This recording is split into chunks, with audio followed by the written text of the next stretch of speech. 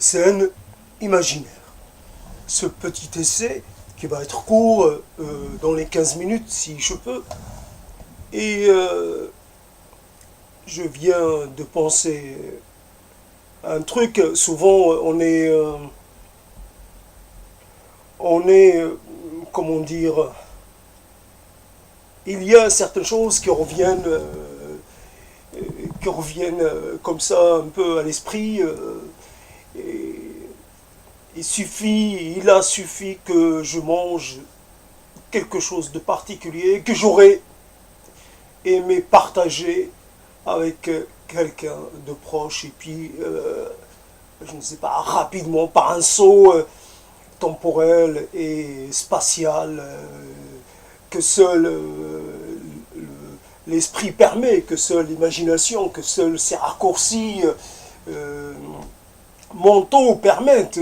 Et donc je me retrouve à désirer me retrouver devant une scène que j'ai intitulée imaginaire, mais que j'aurais voulu bien réelle. Imaginaire, désirable, souhaitable, enviable. Cette scène d'une sorte de paradis familial, une sorte en fait, presque un lieu où, où il se produit, en fait, où les choses seraient complètement arrêtées. Il y a un désir d'arrêter les choses, euh, et presque de stopper le cours du temps. Et donc, j'aurais voulu stopper le cours du temps, euh, à ce niveau-là, une image dans laquelle il y aurait une scène familiale, dans laquelle il y aura un grand-père. Cette fois-ci, j'ai pas pensé à une grand-mère, il y aura un grand-père bienveillant, avec, avec une certaine stature, avec une certaine, non pas majesté, mais une présence, une figure de une figure pas patriarcale quelque part, mais paternelle aussi, très, un peu comme une sorte de personne un peu qui serait dotée d'une sagesse et d'une hauteur de vue et de la capacité à comprendre, à calmer les angoisses et les questions et les craintes d'un jeune homme, d'un enfant. Et donc, il y aurait, donc là on est en plein, là on est le 7 janvier 2017, et cette année il fait froid. Le froid souvent nous fait désirer la chaleur, évidemment. Et quelle meilleure chaleur que la chaleur de ceux que nous aimons, la chaleur de la proximité, des gens avec lesquels nous partageons une histoire, voilà.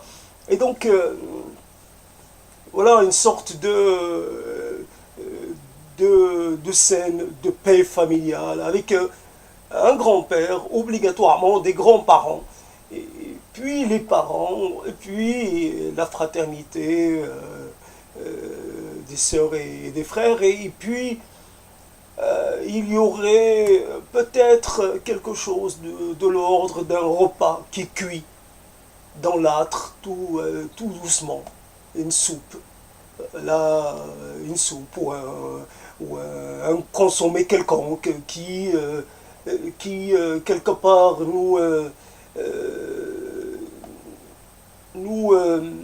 fait, nous fait languir, on nous fait jouir d'avance par son fumé, le fumé d'une bonne soupe, d'un bon pot-au-feu ou des choses dans ce genre. Avec cette présence, avec cette présence très très proche de gens, de gens proches, et que cette sorte d'effet de groupe soudé et bienveillant vis-à-vis de ses membres. Il y a cette histoire de bienveillance quelque part qui nous serait accordé d'office, parce qu'on fait partie du même groupe, parce qu'on appartient à la même lignée, parce que nous sommes les uns et les autres liés.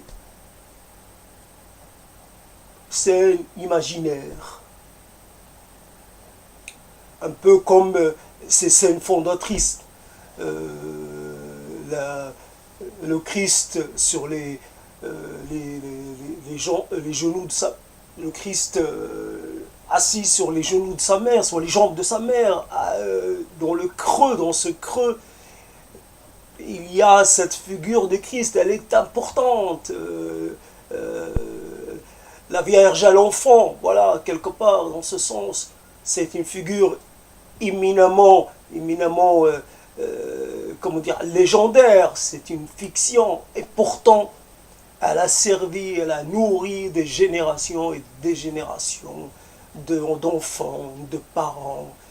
Il y a quelque part une sorte d'assurance, voire de réassurance, une sorte de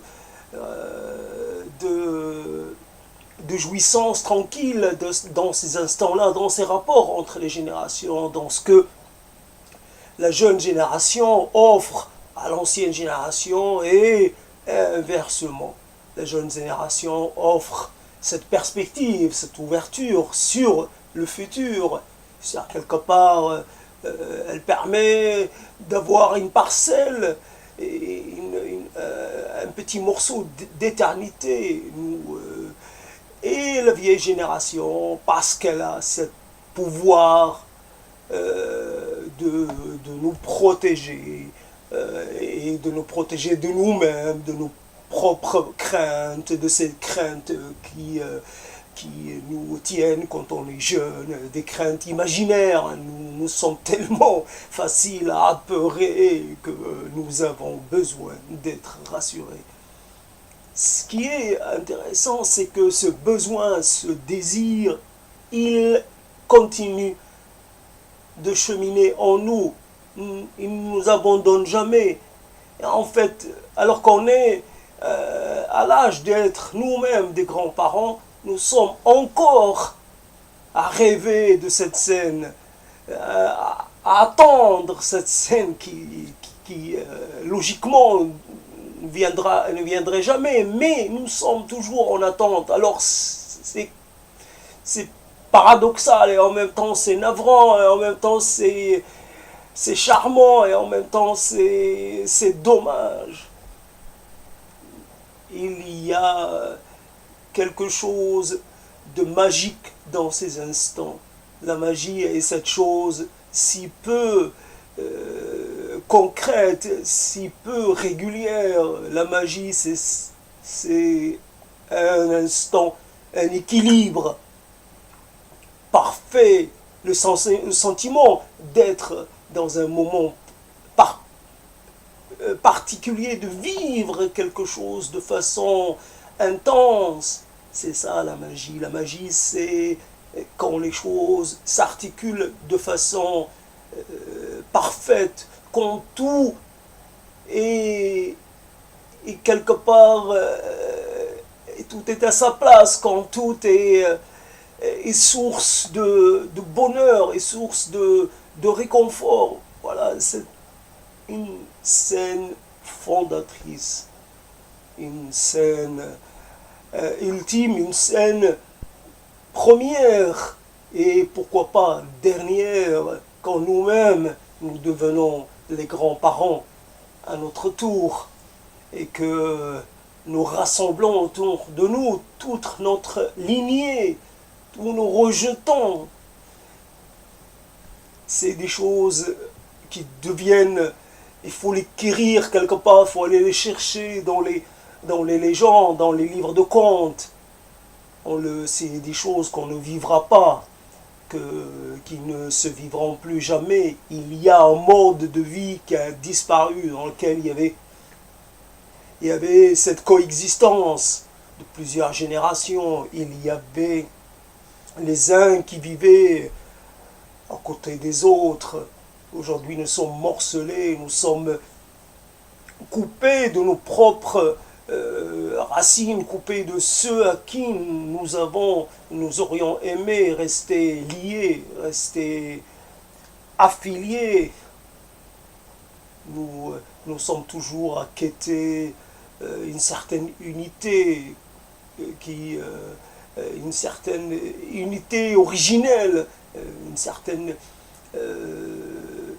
nous aimerions bien retourner vers les premiers moments de notre vie, et puis même nous aimerions les embellir, ces moments-là, nous aimerions les avoir à disposition pour les habiter encore et toujours, pour les faire toujours briller, pour les faire, pour les éterniser, pour ne jamais les laisser dépérir ou prendre la poussière. Scène première, scène de toutes les réjouissances. À cet instant, je suis seul, comme si le monde n'existait pas, comme si l'ultime désir était de se retrouver face à soi-même, le premier habitant de la terre et le dernier habitant de la terre, le premier Adam et le dernier Adam. Malheur à moi, misère, coupé de tout, coupé de tous, aucune petite maison dans laquelle je me calfeutrais contre le froid, protégé par les miens, voyant dans leur regard tout l'amour qu'ils sont capables de me porter, les voir tenir à moi et moi tenir à eux, les voir vivre pour moi et moi vivant pour eux. Cette liberté acquise de haute lutte, mais c'est une liberté tellement coûteuse, tellement frustrante, qu'on aimerait bien retourner à des âges anciens où le clan était une unité, où le clan voulait dire le même destin, où la solidarité était quelque chose de tout à fait concret et non pas quelque chose qu'on distribue à des inconnus de par le monde. Vivre non pas pour soi-même, mais pour l'autre qui est une autre partie de soi-même, l'autre proche, qui vous ressemble un peu, qui porte votre histoire. L'autre qui est prêt à sacrifier pour vous, l'autre qui est là pour vous soutenir. Un grand-père, donnez-moi un grand-père, une grande-mère, donnez-moi 2, 3, 4, jamais. Jamais je ne dirai assez. Venez à moi, tous les grands-pères, soyez bons pour moi, soyez indulgents, soyez magnanimes, soyez des vrais grands-parents. Lieu de régénération et de soulagement. Une scène imaginaire, juste pour remplir un instant,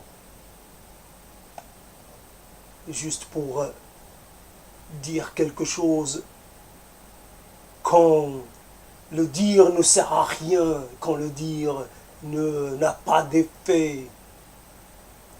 Voyez-vous, le temps passe et la sentence se confirme.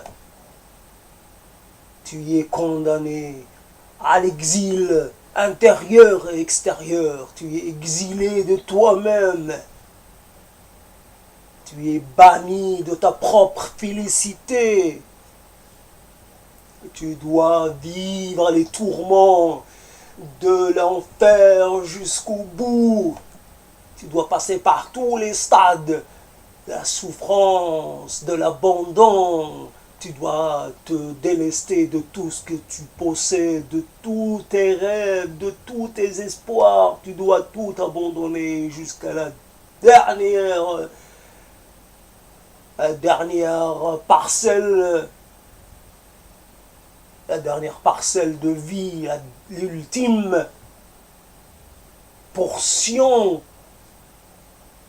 d'espoir et de désir.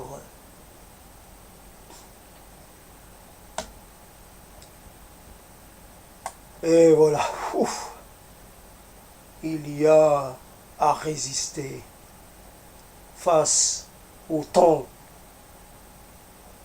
hostile et au temps indifférent, affirmant quelque chose contre toute logique, contre toute raison, affirmant nos désirs les plus fous, les plus abscons, les plus démesurés.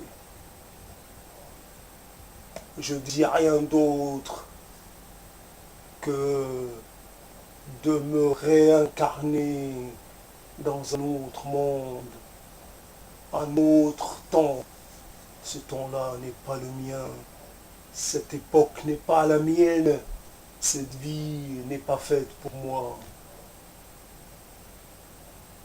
J'aime vivre en étant rassuré, en étant soutenu, en étant accompagné. Des rêves éveillés pour contrer le cours du temps, pour contrer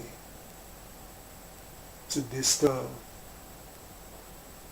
si douloureux, ce destin qui s'acharne à briser toute perspective de salut.